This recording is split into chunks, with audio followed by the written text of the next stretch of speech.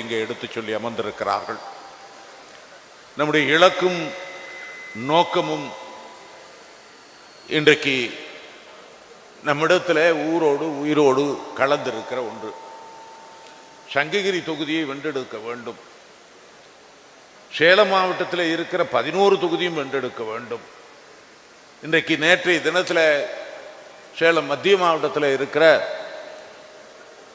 சேலம் வடக்கு சட்டமன்ற தொகுதியில் இருந்து தெற்கு சட்டமன்ற தொகுதி, ஓமலூர் சட்டமன்ற தொகுதி, மேற்கு சட்டமன்ற தொகுதியிலே இதே செயல் வீரர்கள் கூட்டத்தை நடாத்தினோம். பன்மடங்கு எழுச்சி என்னால் பார்க்க முடிந்தது. அதை போல இன்றைக்கு சங்ககிரியிலே பல கூட்டங்கள் நடத்தி இருக்கிறோம்.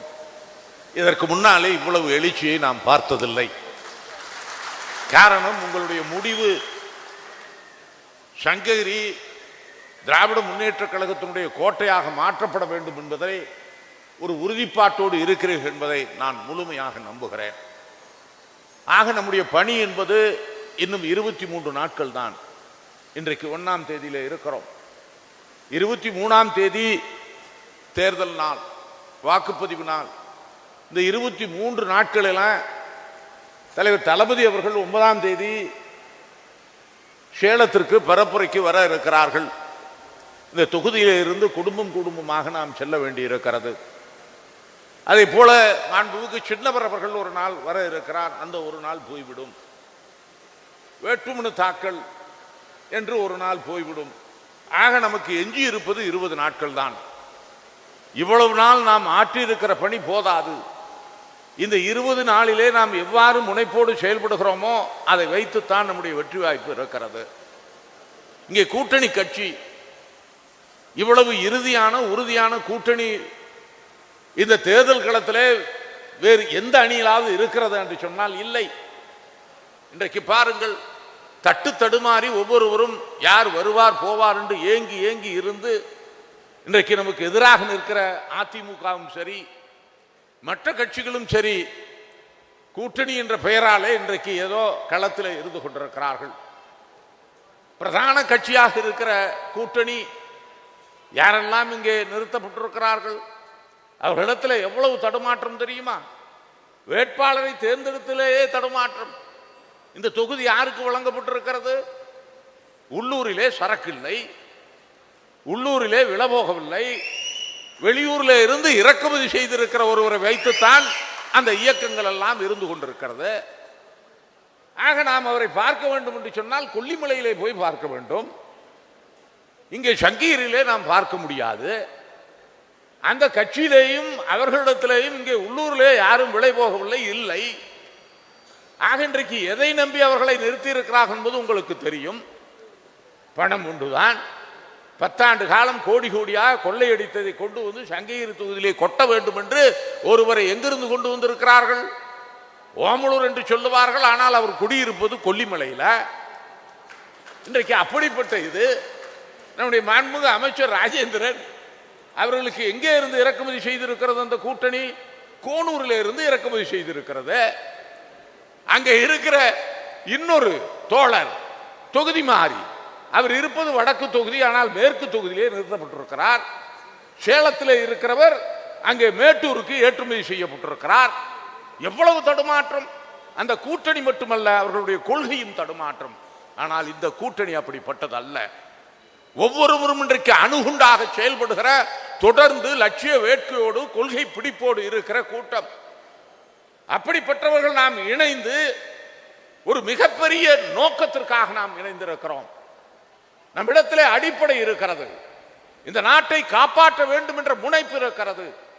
தமிழுடைய பெருமையும் தமிழையும் காக்க வேண்டும் என்ற அந்த அவா இருக்கிறது. பாசிச சக்திகளை எதிர்த்து தமிழ்நாட்டிலே அவர்களை நுழையவிடக் கூடாது என்ற அந்த கங்கணத்தோடு செயல்படுகிற ஆற்றல் இந்த கூட்டணியிலே இருக்கிறது. அவரிடத்தில் என்ன கூட்டணி இருக்கிறது? காலிலே விழுந்து மண்டியிட்டு தன்னை காப்பாற்றுகிற ஒரே கொள்கையை தவிர இன்றைக்கு இருக்கிற அதிமுகவுக்கு வேறு என்ன இருக்க முடியும்? இன்றைக்கு பேசுகிறார்கள். தம்பி ரமேஷ் அவர்கள் ஆதி தமிழர் பேரவையில் இருந்து மிக அற்புதமாக பேசினார். சமூக நீதி எடுத்துக் கொள்ளுங்கள். திராவிட முன்னேற்ற கழகத்தை விடவா? அருந்ததிற்கு மட்டும் 3% அல்ல. நம்முடைய கொங்கு மக்கள் இருக்கிறார்கள், இன்றைக்கு பிற்படுத்தப்பட்ட மக்களாக அவர்களை மாற்றி அவர்களுடைய வாழ்வாதாரத்தை உயர்த்தியது நம்முடைய முத்தமிழறிஞர் தலைவர் கலைஞர் அவர்கள். இன்றைக்கு இருக்கிற முஸ்லிம் பெருமக்கள், இன்றைக்கு இருக்கிற வன்னிய சமுதாயம் போராடி போராடி இன்றைக்கு பல்வேறு வழிகளில் கேட்க நாதி இல்லாத அந்த சமுதாயத்தை இன்றைக்கு டாக்டர் ராமதாஸை அழைத்து வந்து இன்றைக்கு இடஒதுக்கீட்டை கொடுத்தவர் தலைவர் கலைஞர். அந்த 20% இடஒதுக்கீட்டை மறுக்க முடியுமா? இன்றைக்கு யாரெல்லாம் இந்த தொகுதியிலே இருக்கிறார்களோ அவர்களுக்கெல்லாம் சமூக நீதி அங்கீகாரத்தை கொடுத்தது திராவிட முன்னேற்ற கழகமும் இந்த இயக்கமும். ஆகவேதான் இந்த உறுதியான கூட்டணி இன்றைக்கு நமக்கு சேர்ந்திருக்கிறது. இது மட்டுமா? 5 முறை முதலமைச்சராக இருந்திருக்கிறார் நம்முடைய அருமை தலைவர் கலைஞர் அவர்கள். கருவிலே இருந்து கல்லறை வரை இன்றைக்கு இந்த நாட்டுக்கு திட்டங்களை வழங்கி சென்றவர். தாய் 8 அடி பாய்ந்தால் குட்டி 16 அடி பாயும் என்று சொல்லுவார்கள். இன்றைக்கு இருக்கிற நம்முடைய குடும்ப தலைவர், இனமான தலைவர் அண்ணன் தளபதி அவர்கள் கொடுக்காத திட்டங்கள் எந்த குடும்பத்திலும் இல்லை என்ற அளவிற்கு இன்றைக்கு திட்டங்களை அடுக்கி இருக்கிறாரே. அவர் கொடுத்திருக்கிற திட்டங்கள் எந்த மாநிலத்திலாவது இருக்கிறதா? உலக நாடுகள் பாராட்டுகிறது, ஐக்கிய நாடுகள் சபை பாராட்டுகிறது. இந்த திட்டங்கள் வேறு எந்த மாவட்டத்திலே மாநிலத்திலே இருக்கிறது? இதை பார்த்துத்தான் மற்றவன் தேர்தலை சந்திக்கிற நிலை இன்றைக்கு உருவாகி இருக்கிறது. பெண்கள் உரிமை தொகை என்றால் நம்மை பார்த்து காப்பி அடிக்கிறான் மற்ற மாநிலத்தில். காலை உணவு என்று சொன்னால் நம்மை பார்த்து காப்பி அடிக்கிறான். இன்றைக்கு இருக்கிற கட்டணமில்லா பயணம் என்று சொன்னால் நம்மை பார்த்து காப்பி அடிக்கிறான் மற்ற மாநிலத்தில். இன்றைக்கு இருக்கிற மருத்துவ திட்டம் ஐக்கிய நாடுகள் பாராட்டுகிறது, நம்மை பார்த்து காப்பி அடிக்கிறான். மகளிர் சுய உதவி குழுக்களா, விவசாய கடன் தள்ளுபடியா, விவசாயிகளுக்கு இன்றைக்கு இலவச பம்ப் செட் மின்சார கட்டணமா, நெசவாளர்களுக்குரிய சலுகைகளா, பார்த்து பார்த்து அவர் செய்யாத சமுதாயமே தமிழ்நாட்டில் இல்லை என்ற நிலையை உருவாக்கி இருக்கிறாரே. இது போதாதா நமக்கு? ஆக நாம் பேசிவிட்டால் போதாது. இன்றைக்கு வந்திருக்கிற தோழர்கள் தயவு செய்து குறிப்பெடுத்துக் கொள்ளுங்கள். நீ திட்டமிட்டு பணியாற்றினா என்று சொன்னால் நம்மை வீழ்த்துவதற்கு இந்த உலகத்தில் எந்த சக்தியும் கிடையாது. திட்டமிட்டு பணியாற்ற வேண்டும் என்பதுதான் நம்முடைய நோக்கம். வந்திருக்கிற கூட்டணி கட்சி தோழர்கள் நம்மிடத்தில் இருக்கிறவன் அவனை ஒருங்கிணைப்பதோடு மட்டுமல்ல, கூட்டணி கட்சி தோழர்கள் ஒரு உதாரணத்தை சொல்லுகிறேன்.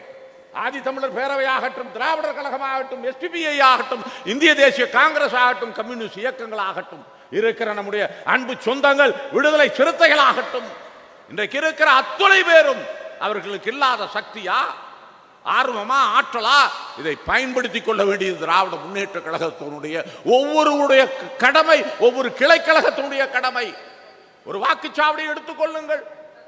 அதில் இருக்கிற இங்கே தோழர் பேசினாரே, நாம் ஏற்கனவே வாங்கிய வாக்குகளை விட 100 வாக்குகள் நாம் இந்த முறை அதிகம் வாங்க வேண்டும் என்று சொன்னாரே, அதனுடைய யுக்தி தான். இன்றைக்கு நான் சொன்ன கூட்டணி கட்சி ஒவ்வொரு வாக்குச்சாவடியிலும் 10 to 20 குடும்பங்கள் இருக்கின்றன. ஹார்ட்கோர் கூட்டணி என்று சொல்லக்கூடியவர்கள், அந்த கட்சியிலே ஊறி திளைத்திருக்கிறவர்கள் ஒவ்வொரு வாக்குச்சாவடியிலும் நீங்கள் பார்த்தீர்கள் என்று சொன்னால் 20 குடும்பங்கள் இருக்கின்றன. அந்த 20 குடும்பங்களை நீ அரவணைத்து தோளிலே சுமந்து கொண்டு சென்றால் போதும், அங்கே 100 வாக்குகளை பெற்ற முடியும். இன்றைக்கு தேமுதிக நம்மோடு சேர்ந்திருக்கிறதே ஏன்? என்னுடைய கேப்டன் இன்றைக்கு அமெரிக்காவில் இருந்து அவர் வருகிற பொழுது உடல் நலம் மௌனியும் வீட்டுக்கு செல்லவில்லை, மருத்துவமனைக்கு செல்லவில்லை, நேரடியாக தலைவர் கலைஞரை போய் அவருடைய சமாதியிலே நின்று குலுங்க அழுந்து தன்னுடைய உணர்வை காட்டினார். அதைத்தான் நம்முடைய தலைவர் அதற்கு பிரதிபலனாக அவர் மறைந்த பொழுது இந்த நாட்டிலே அவ்வளவு பெரிய பிரிவு உபச்சாரத்தை கொடுத்திருக்க மாட்டார்கள். ஊர்வலத்திற்கு கூட அனுமதி கொடுக்காத கட்சிகள் இந்த நாட்டிலே ஆண்டன. முத்தமிழ் அறிஞர் 5 முறை முதலமைச்சராக இருந்தவர், தமிழ் சமுதாயத்தினுடைய விடிவெளியாக உலக தமிழர்களுடைய தலைவராக இருந்தவர். அவருக்கு 6 அடி நிலம் கொடுக்க மறுத்த கூட்டம் அதிமுக கூட்டம். அவனை நீ வைத்து செய்ய வேண்டிய நிலையிலே இன்றைக்கு இருக்கிறாய். அந்த உணர்வை நீ உள்ளத்திலே வளர்த்துக் கொள்ள வேண்டும். ஆக இவர்களை தூக்கி செல்லுகிற பொழுது, இன்றைக்கு திட்டங்களை எடுத்து செல்லுகிற பொழுது, ஒவ்வொரு திட்டங்களாக ஒவ்வொரு வீட்டிலும், எந்த வீட்டிற்கு செல்லுங்கள் அந்த வீட்டிலே ஒரு உரிமை தொகை பெற்றிருப்பார்கள். எந்த வீட்டுக்கு செல்லுங்கள் அந்த பெண்மணி கட்டணமில்லாத பயணத்தை பெற்றிருப்பார். எந்த விவசாய குடும்பத்திற்கு செல்லுங்கள் அவர் விவசாய கடனை தள்ளுபடி செய்திருப்பார். எந்த ஒரு பெண்மணிக்கு போங்கள் அவர் 5 பவுன் நகை கடனை தள்ளுபடி செய்திருப்பார். இப்படி எண்ணற்ற திட்டங்கள். அவர்கள் குழந்தைகள் காலை உணவு பெற்றிருக்கும். அங்கே இருக்கிற பெண்மணி மருத்துவத்தை மக்களை தேடி பெற்றிருப்பார், மாதம் மருந்துகளை பெற்றிருப்பார். இப்படி சொல்லவண்ணா திட்டங்களை கொடுத்திருக்கிறது. இதை சொல்லி வாக்கு செய்கிறீர்கள் என்பதுதான். ஏதோ கூடினோம் கலைந்தோம் என்பது மட்டுமல்ல. இங்கே இருக்கிற வேட்பாளர் என்னை பொறுத்தவரை மணிகண்டன் அல்ல. 234 தொகுதியிலும் போட்டுகிறவர் அந்தந்த வேட்பாளர்கள் அல்ல. நம்முடைய தளபதி தான் நம்முடைய வேட்பாளர் என்பதை மனதிலே இருத்தி நாம் செயலாற்ற வேண்டிய கடப்பாட்டிலே இருந்து கொண்டிருக்கிறோம். ஆகவே தோழர்களே, சங்ககிரியை மீட்டெடுக்க வேண்டும் என்ற அந்த உணர்வோடு, கூட்டணி கட்சியுடைய பலத்தோடு, ஆர்வத்தோடு தினமும் 2 மணி நேரம் கொடுங்கள். இருக்கிற கிளைக்கழகத்திலே இருக்கிற அந்த குழுக்கள், அந்த பூத் கமிட்டி குழுக்கள், அந்த 10 பேர் 30 வீடுகளை ஒருவர் எடுத்துக்கொண்டால் போதும். அந்த 30 வீடுகளிலே 10 வீடுகள் ஒரு கம்யூனிஸ்ட் வீடு இருக்கும், ஒரு தேமுதிக வீடு இருக்கும், 2 திமுக வீடு இருக்கும், காங்கிரஸ் வீடு இருக்கும். அதெல்லாம் போக மீதி நீ பார்க்க வேண்டியது 25-20 வீடுகளை தான் நீ பார்க்க வேண்டியது இருக்கும். அந்த 20 வீடுகளை 2 மணி நேரத்திலே பார்த்து விடலாம். அந்த 20 வீடுகளை அவர்கள் பெற்ற அந்த அரசுடைய சலுகைகளை சொல்லி சொல்லி நீங்கள் கேட்கலாம். இந்த முதலமைச்சரை போல இந்தியாவிலே வேறு எந்த முதலமைச்சரும் இல்லை என்பதை எடுத்து காட்டி அவருக்கு வாக்களியுங்கள், அவர் உங்களுக்கு செய்த திட்டங்களுக்கு வாக்களியுங்கள் என்று நீங்கள் கேட்டீர்கள் என்றால் குறைந்தபட்சம் 2 மணி நேரம். நீ கூலியை இழக்க வேண்டிய அவசியமில்லை, நீ வேலைக்கு போகாமல் இருக்க வேண்டிய அவசியமில்லை. மாலையிலே 5 மணியிலே இருந்து 7 மணி வரைக்கும் உன்னுடைய பயணத்தை நீ மேற்கொள்ளுகிற பொழுது, தினந்தோறும் செல்லுகிற பொழுது, 20 நாட்களில் அந்த வீட்டுக்கு போகிற பொழுது அந்த பெண்மணி உன்னை பார்த்து தூரத்தில் வருகிற பொழுதே, தம்பி ராமசாமி, சத்தியமாக நான் உதயசூரியனுக்கு ஓட்டிடுகிறேன், என்னை வந்து கொள்ளாதடான்னு அவள் சத்தியம் என்ற அளவுக்கு தினந்தோறும் அவளை நீ பார்க்கிற பொழுது, தினந்தோறும் அந்த பெண்மணியை சந்திக்கிற பொழுது நம் இலக்கு எளிதாகும் என்பதை மனதிலே வைத்து செயலாற்றுங்கள், செயலாற்றுங்கள், வெற்றி பெறுவோம் என்று வாய்ப்புக்கு நன்றி கூறி விடைபெற்றுக் கொள்கிறேன். நம்முடைய அன்பிற்கும் பாசத்திற்கும் உரிய அருமை அண்ணன் மாண்புமிகு சுற்றுலாத்துறை அமைச்சர் அவர்களை பேசுமாறு அன்போடு மாவட்ட கழகத்தின் சார்பாக அழைக்கின்றேன். நன்றி, நன்றி, நன்றி.